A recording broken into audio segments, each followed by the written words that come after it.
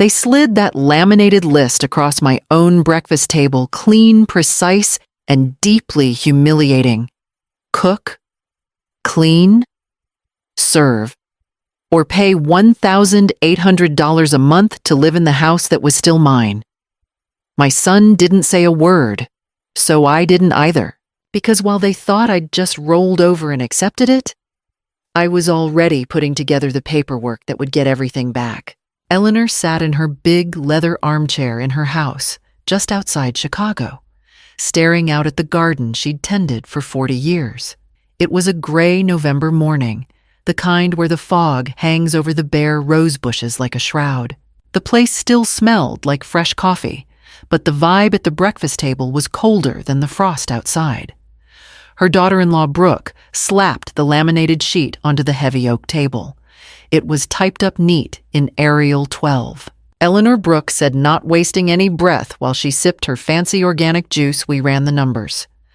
Inflation's up. The energy bills on this old house are getting ridiculous. If you want to keep living rent-free on the first floor, we need to restructure your contribution to the household. It's only fair. Eleanor slipped on her reading glasses and scanned the list. Clean the whole house twice a week. Daily grocery runs. Cook for everyone, handle the yard work, and take care of snow removal in winter. This wasn't a chore chart, it was a slave contract for unpaid labor.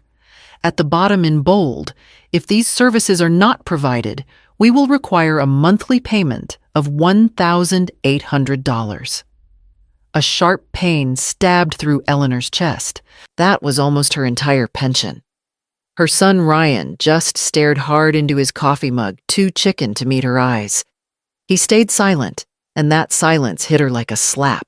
She looked at him, her only child, the boy she'd worked overtime for so he could go to college.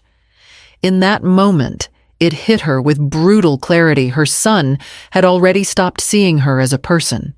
She was just a logistical problem now. Eleanor folded the laminated paper slowly and neatly. "I understand," she said quietly, her voice giving away nothing. Brooke gave a thin, triumphant little smile. She figured she'd just scored free help who wouldn't fight back, but Eleanor was already thinking about the safe in the basement. Inside was the original deed to the house drawn up years ago with her late husband. It had a key clause the gift could be revoked for gross ingratitude. The fight had just started, and Brooke had no idea she'd already signed her own judgment.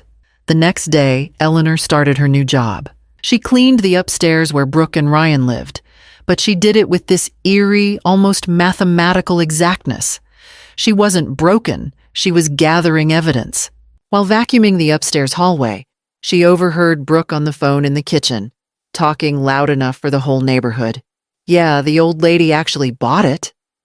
Brooke laughed like she'd just closed a killer business deal. "We're saving on the cleaning service and that expensive daycare for the kids. She runs like clockwork. You just gotta show these old folks their place, and they fall in line." Eleanor froze. The words the old lady echoed in her head like pure contempt. It wasn't the physical work that got to her. It was the bottomless disrespect in her daughter-in-law's voice. She went down to her first-floor room and pulled out an old black ledger. She wrote down every single hour, every task, and valued it at the going rate for household help. She also tallied up all the repairs she'd paid for out of pocket the last 5 years, the new garage door, the heating system, maintenance, the terrace redo. That evening, Ryan came home and tried to act like everything was normal. "Everything okay, Mom?" Getting used to the new routine. He didn't want conflict. He just wanted his comfort. Eleanor gave him a smile that didn't reach her eyes. "Of course, Ryan. Order has to be kept. That's something I taught you, right?" He breathed a sigh of relief, glad there was no fight. He had no clue his mother was already 2 steps ahead. She wasn't some old woman you could use up. She'd been an executive secretary. She knew how to build a file.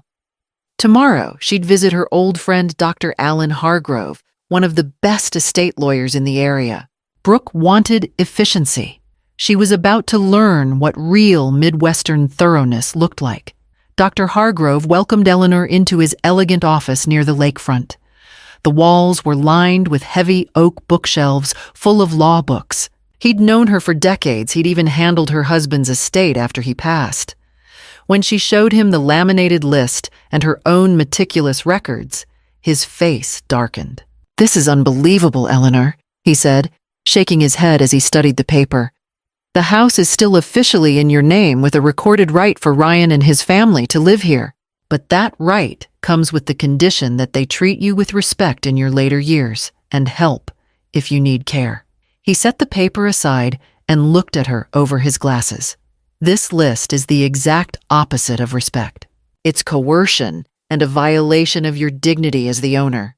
If they're treating you like unpaid help, we have a solid case to revoke the gift for gross ingratitude." Eleanor leaned back in the comfortable leather chair. "I don't want to throw them out on the street, Alan, but I want my dignity back. I'm not a piece of furniture they can rearrange whenever they feel like it. Tell me what's the house worth on today's market." The number he gave took her breath away for a second. It was way more than she'd expected. "Sell it, Eleanor," he advised gently. "There are wonderful senior communities around here where you could live like a queen. Culture programs a pool, no stairs. You don't have to keep dealing with your son's ingratitude." Eleanor nodded slowly. A feeling of freedom started rising in her chest, something she hadn't felt since her husband died.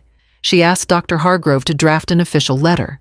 It wasn't an emotional threat, just a cool, factual statement about ownership and the unpaid maintenance costs she'd covered for years.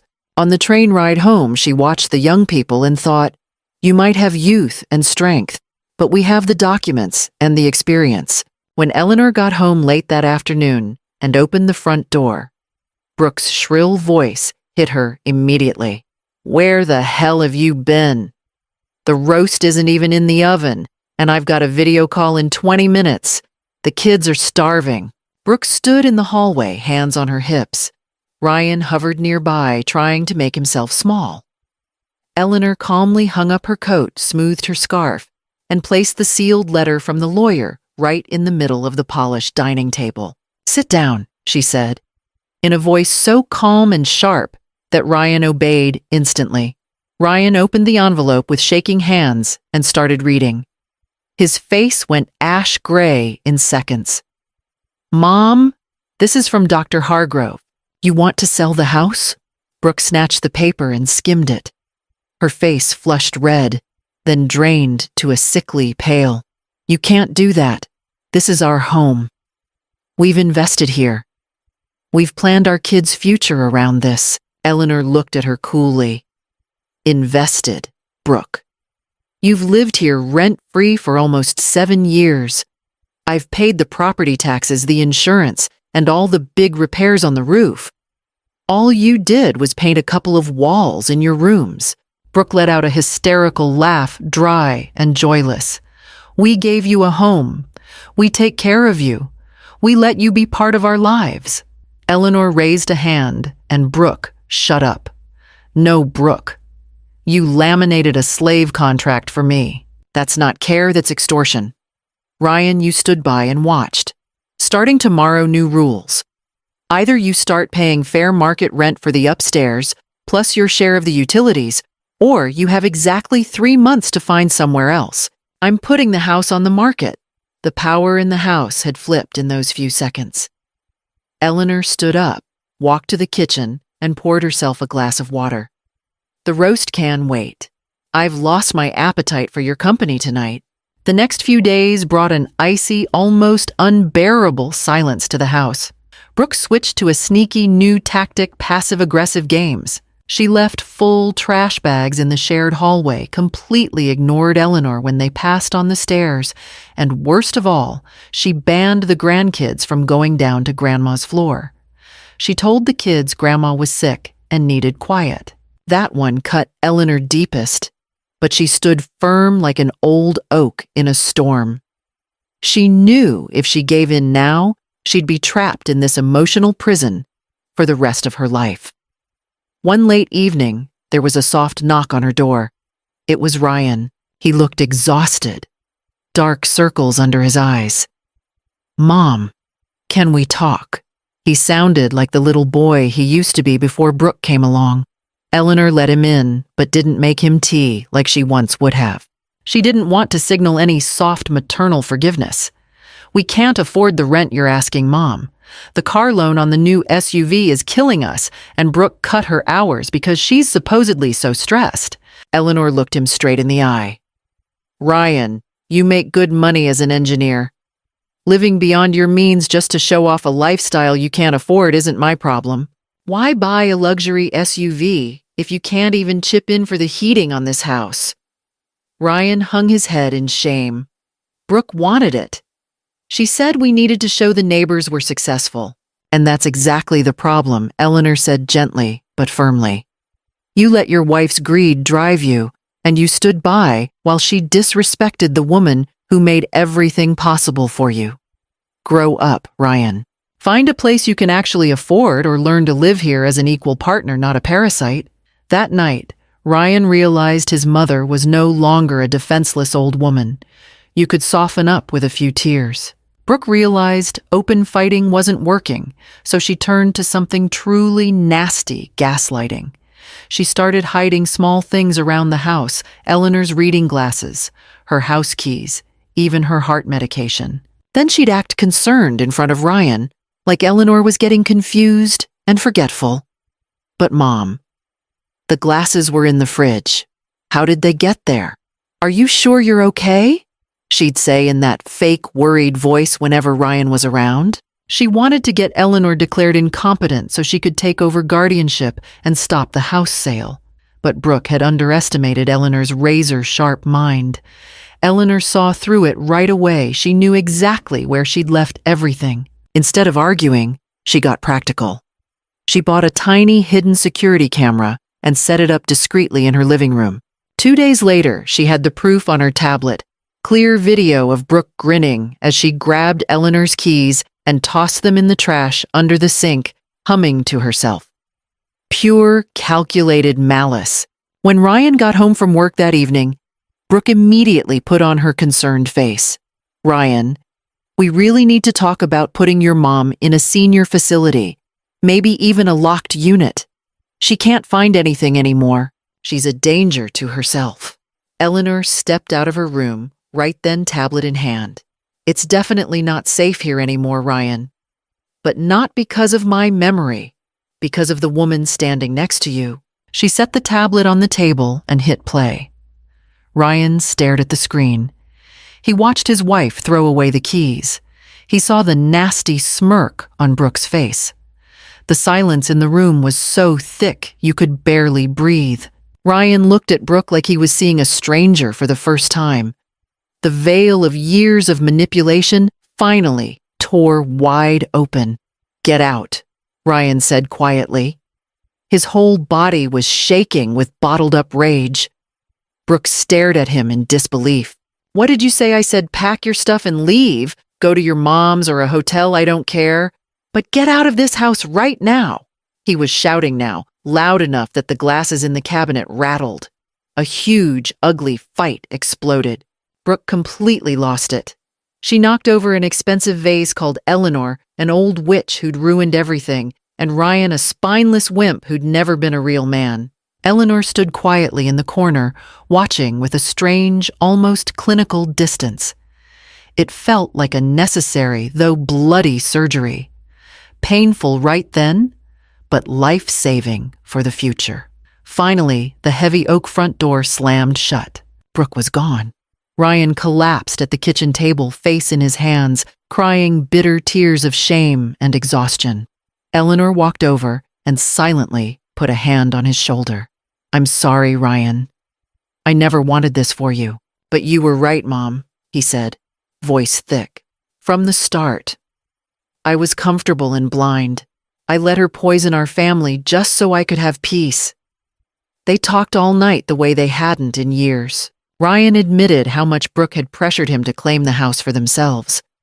Eleanor listened, but she stuck to her decision. "I'm still selling the house, Ryan. Too many dark memories are soaked into these walls, and you need a clean break too in your own small place that you pay for yourself. I'll give you part of the proceeds as a fresh start, but the rest is for me and my new life. I want to travel while my legs still work." Ryan nodded slowly. He finally understood that real justice isn't about keeping everything the same. It's about facing the truth and living with the consequences. The next few weeks were busy. House showings started, and Eleanor seemed to come alive again. She sorted through old things, sold unwanted stuff at a flea market, and reconnected with old friends she'd neglected during the tough years with Brooke. Ryan helped her pack boxes. The mood between mother and son was fragile, but it had a new, honest depth. Brooke kept sending letters from different lawyers demanding big payouts for her investments and threatening long lawsuits. Dr. Hargrove shut everyone down with cool, legal precision. One afternoon, a young teacher couple came for a showing. They were expecting their first baby and wanted a house with soul. When they saw the garden, their eyes lit up. "We'll take good care of the roses, Mrs. Caldwell," I promise, the young woman said, with a genuine smile. Eleanor knew instinctively this was the right path. This house would be filled with laughter, love, and new life again, not greed, envy, and control. She signed the purchase contract at the lawyer's office with a steady hand. Handing over the keys after all those decades felt strange and bittersweet, but mostly like pure freedom. Ryan had found a small, modern two-bedroom apartment near his job. He seemed sadder, but steadier.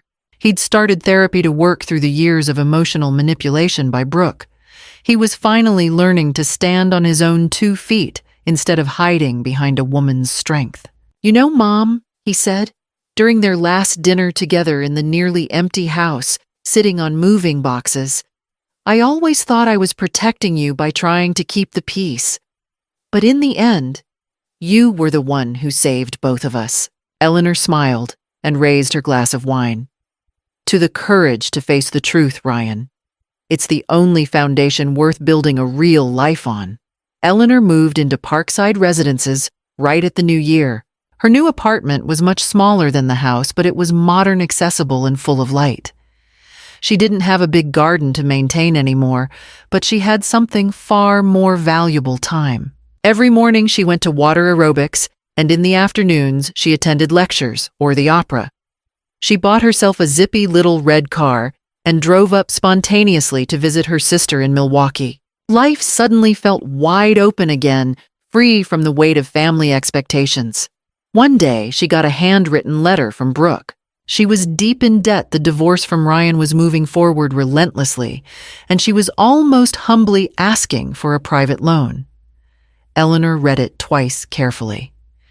In the old days, she might have felt pity or guilt about selling the house. Now she felt only cool, crystal-clear clarity. She took a simple note card and wrote one sentence back. "True justice is what you get when you're willing to face the full consequences of your own actions. I wish you the best with that." She sealed it and sent it off. It wasn't revenge for her, just final closure on a dark chapter. She didn't want any bitterness taking up space in her new life. Ryan visited faithfully every Sunday now. They talked about everything: his work successes, her travel plans to Italy. Only now, without the material dependence, their relationship felt truly healthy and grown up. Eleanor realized she hadn't just won back her own life, she'd also helped restore her son's dignity. He'd stopped being a follower. She was proud of him, and that feeling was one she'd almost forgotten.